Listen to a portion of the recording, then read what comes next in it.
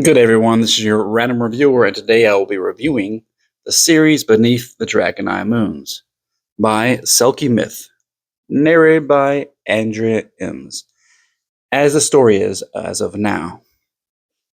Well, normally I don't review a whole series, but with the way the story constantly expands on itself, I think while the first book is good, commenting on it alone will not do the author justice.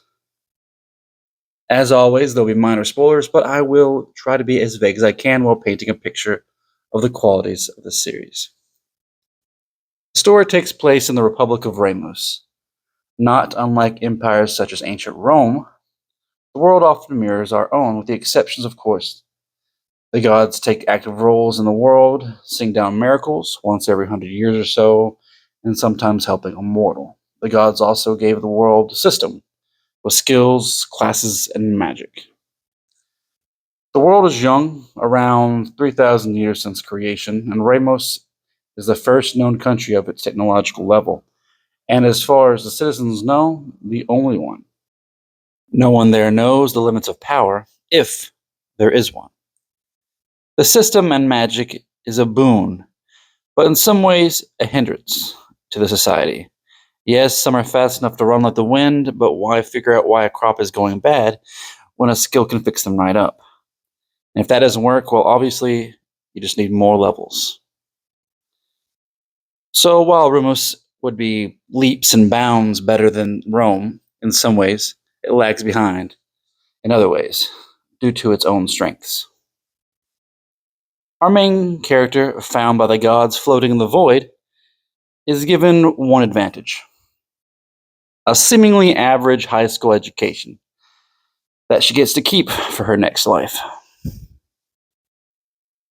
But even that is deemed too dangerous, so the gods rip out what they think the world would be unable to handle from her mind.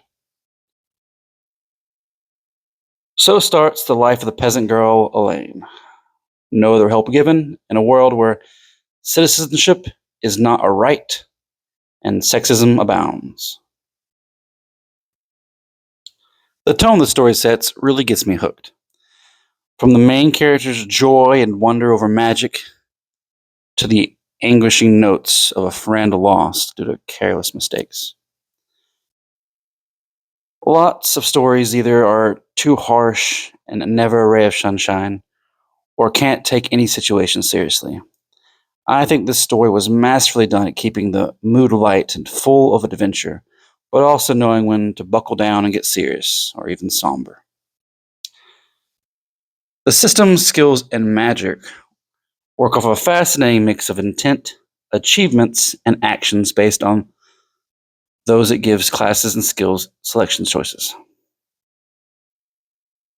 There are only a limited number of elemental affinities, but a seemingly unlimited number of classes and skills, custom tailored to the individual, limited only to level and having only 8 skill slots in a class.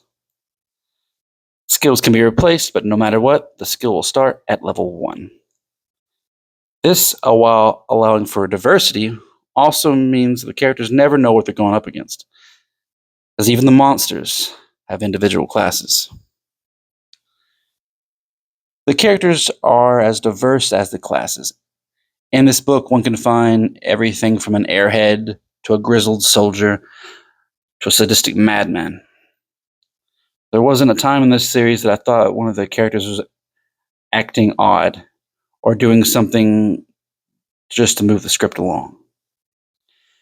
At the same time, looking back at the scenes depicted, I can see how the author flawlessly integrated tidbits that are needed to understand things down the road. Story in very, very broad strokes. I expected the story to progress in the ultimate culmination, with the main character being some high level advisor or influential person in the government, or equivalent. I am glad to say I was wrong. The story has so many twists and turns and foreshadowing that I believe only a native of Remus would perhaps see. And then some of the twists were seemingly from nowhere. A couple of small interludes, not in the main character's perspective, had me scratching my head for 3 books, wondering how they could even remotely possibly have anything to do with the main story. So overall, very enjoyable. Also, as a side note, to any who are expecting a story of a mild-mannered healer who works in a clinic all day, you will be disappointed. The main character can't stay out of trouble to save her life.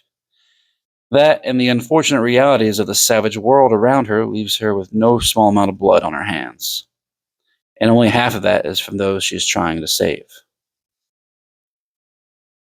So, overall, while I know some will not like the general upbeat atmosphere the story generally maintains, or perhaps the airheadedness the main character openly embraces when she has the luxury to do so, I have to give the story high marks. The characters are very consistent. The world is dynamic and still changing in its infantile stage. And there was never a point in this book where I felt I was just waiting for the next exciting part. It kept its sense of adventure, suspense, or tension high enough to keep me not wanting to put the book down.